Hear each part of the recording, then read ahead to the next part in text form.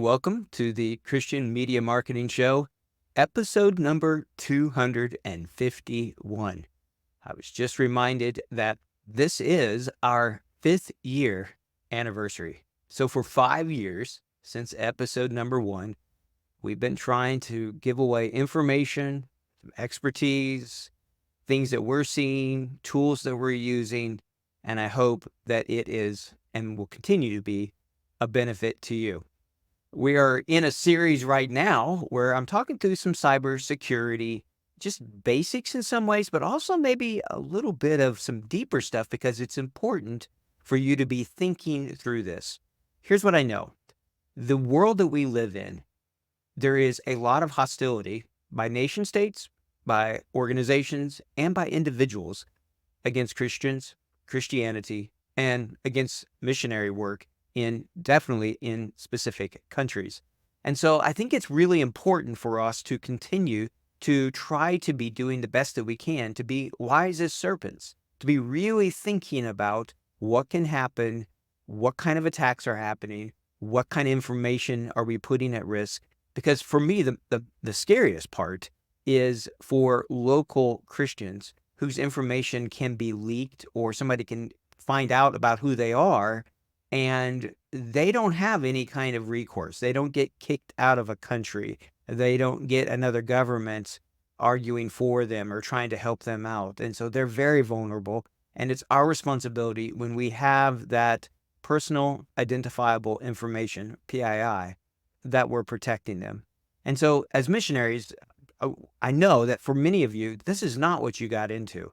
And even just the marketing stuff, the getting into all of the stuff that has to happen. And listen, I know that AI is out there. I know that Meta and Google and others are trying to make things simple. But here's what I also believe. Things aren't as simple as they seem at that top level at times. Things are changing all of the time. And so many of the regulations, so many of the things that have to be done, we have to stay on top of those. And so you didn't go to the field to learn those things, to stay on top of those things. I understand that. And every one of your instances and scenarios and contexts are different. But it is important for all of us to be doing our best to try to use best practices. So whether that's marketing, whether that is cybersecurity or just operational security, things like passwords on your phone, things like that, just everything is really important because the mission matters. There's a lot of people that have sacrificed to put you on a field or for those people who are accepting Jesus. And so we need to do the best we can. Now, I'm going to show you some stuff here in just a little bit about just what ports are open, some things like that about your websites. And even just keeping your domain names registered. This week, I found out about a very large ministry that had a website that they have been promoting for quite a while now. And so this is amongst their whole denomination. Everybody in their press is being told about this. It's about a sporting event, the Olympics, that's coming up, and some evangelistic things that are going to be happening there. Well, the problem is the URL that was promoted, well, it got taken over. And so they didn't renew it. It lapsed. And very quickly, from what I'm hearing, within maybe minutes, a Chinese porno site took control of that URL. And so all the people that think, well, this is the URL to go to this site, to pray for, to encourage, to donate, whatever, are now being redirected to a Chinese pornographic site. Unbelievable. And it's sad. And it's also a sad reality of the world that we live in. Subdomains that you might own, things in the front, things that you've had that you let lapse. There's so much just with URL security. In fact, that could be its own podcast. But my point being, it's really important to think about your website address, your URL, and even the website itself. There's some really good tools out there. And I'm going to show you some of the research from one of those here in just a second. But basically, it's really important for you to make sure that your website is up to date, that the tools that you're using all of that is up to date. In fact, there's a few websites that we are helping with where the owners of the websites went in, they decided to add their own plugins to the site, and those plugins were vulnerable. Thankfully, we've kept backups and we're doing security audits for all of those we get to serve. So we saw it, was able to rectify it rather quickly. But it's all about every little access point, right? The attack surface that those who wish to do evil and harm that we're giving to them. And so you probably lock your front door, you lock your car, you do things that are just basic security. That's really what I want to talk about today. So let's dive in real briefly and let me show you some information about how to make sure with your WordPress website, if that's what you're using, and this is really applicable to even non-WordPress websites, but make sure that if you are using WordPress, that you're going to be following some of these just best practices. Let's dive into it. All right, so WordPress sites are used by so many ministries and people all around the world. They're easy to use, and yes, there can be vulnerabilities, but they can also be really secure. The key comes into making sure that the software itself is updated, that the plugins you are using are updated and secure, and the themes that you're using are updated, all of that information. And the final piece is to make sure that you don't have open ports that are exposing information or just, you might think even just small information about what it is that you are doing. So I want to dive in here a little bit to just some of these security threats of open ports for your WordPress website. And so when you're doing this, it's really important to understand that open ports themselves can really cause a significant security threat to your WordPress website. These risks are crucial to safeguarding your site. And so if you have certain ports open or all of your ports open, then there are certain types of attacks that those who would wish to do harm to your ministry can do.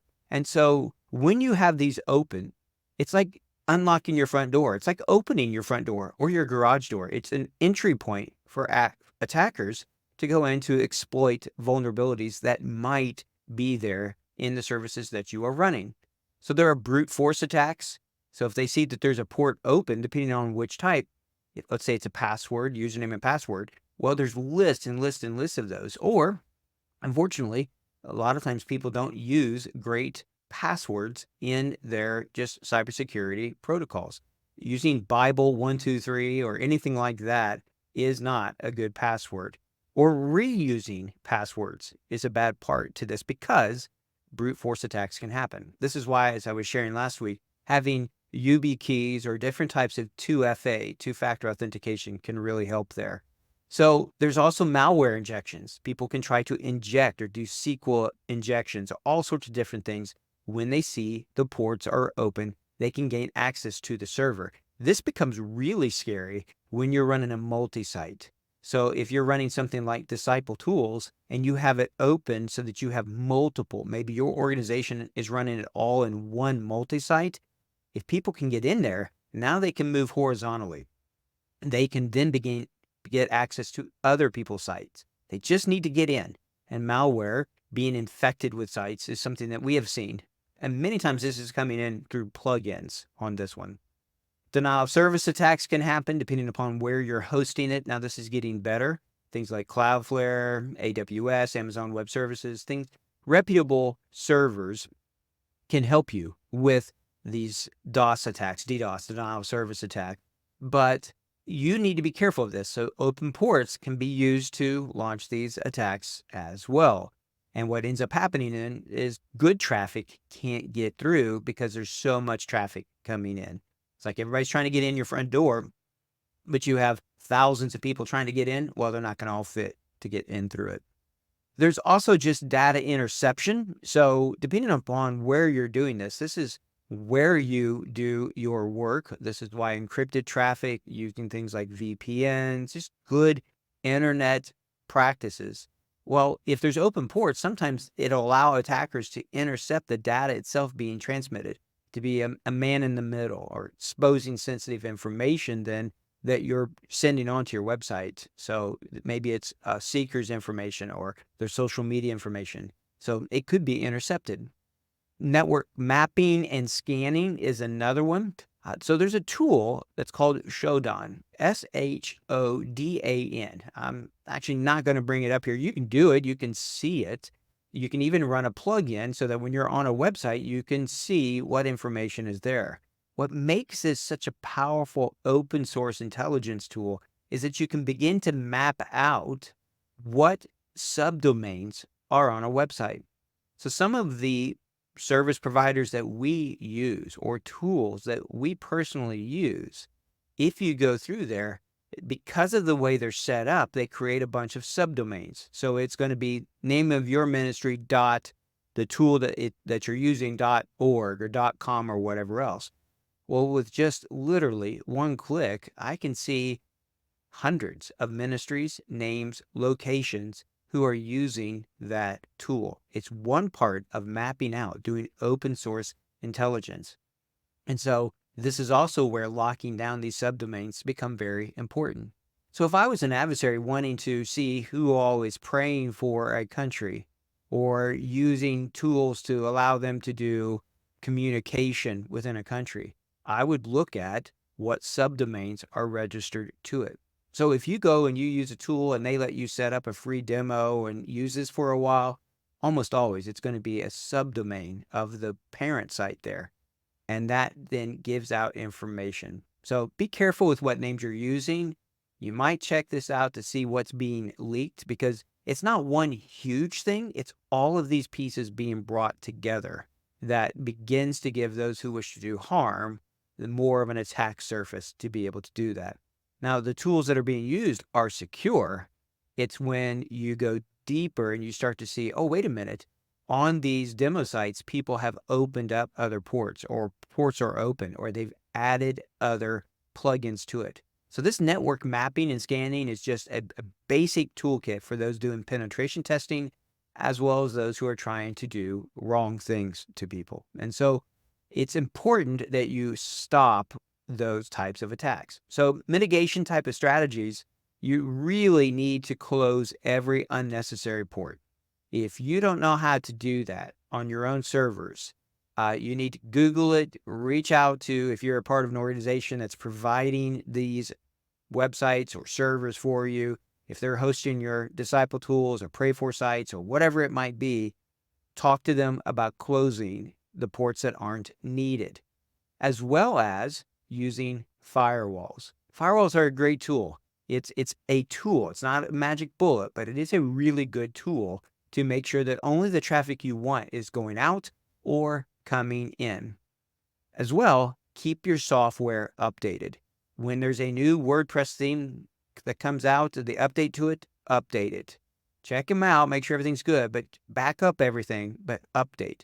Same thing on your WordPress site. When there's a new theme, new version that comes out, or if there's new plugins that there's updates to those, make sure you have those turned on, are being updated, you're keeping everything up to date.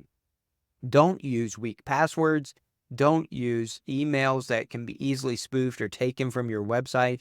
If everybody in your ministry is doing first name, the first letter of your first name, and then your last name at the name of your organization, it's pretty easy to figure these things out. So on the authentication even on these sites, be careful with what you're doing there. And if possible, monitor the server logs themselves. This is something that Alan and our team does for the sites that we're doing, which is literally looking at what's happening in the back end on these servers. Who's been given access? Who is changing things? Who's changing permissions? What's happening? There are server logs that's recording all of this. So if you're doing this yourself, you need to do these strategies. If your organization is running these things for you, you might want to just make sure that they are following best practices. And believe it or not, even great, big, super talented groups, individuals, organizations can make mistakes. And so it's important to make sure that there's no open ports. So you can check yourself. You can just go out to Shodan, shodan.io, and you can learn a lot. Now, as a side note, before I close this bit, that tool can show you when webcams are open, what kind of OSs. I mean, it's an unbelievably powerful tool. So even if you just YouTube it, Shodan.io, you will see how hackers can use it as a part of their tool set. And I hope that that will encourage you to make sure that in anything that's public facing, in all of your websites, all of your servers, all of these things, that you're locking the door, keeping the door shut, keeping the access and entry to the right people so that they can get only the information that they need.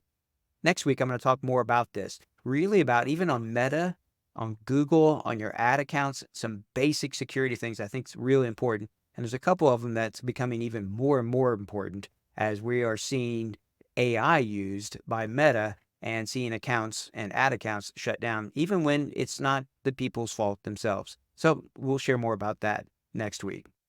All right. I hope that that was a benefit to you. I hope that you're enjoying getting benefit from these cybersecurity ones. It'd really almost be its own podcast. It's amazing how many tools, how much information, just all that is out there. But look into it. Maybe ask some questions with your organization. Look at the tools that you're using. Use a tool like Shodan to just see what's being made available in the open source out there in the world itself, and make sure you're updating things. All right. If we can ever help you, we would be glad to do that. Please reach out. If there are subjects, things that you would like to know about, let us know.